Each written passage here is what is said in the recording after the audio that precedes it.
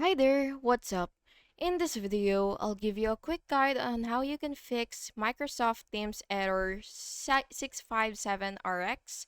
So, the first thing that you will have to do when you encounter this issue is you will close your Microsoft Teams completely. So, just go ahead and click X, and then after that, you will open Run, which is on your Windows. So, go ahead and uh, click, hold Windows and R at the same time. And then what you will have to do is type this, exactly this. So percentage and app data, and then percentage again.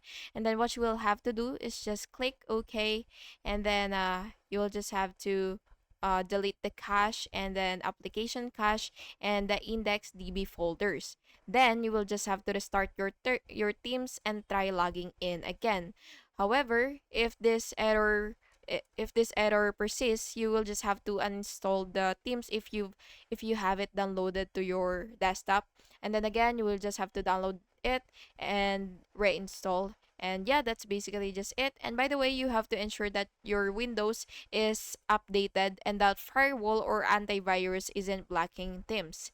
And yeah, thank you so much for watching this video, and I really hope this video helped. And if it did, please make sure to like and subscribe for more videos like this. Thank you and have an awesome day.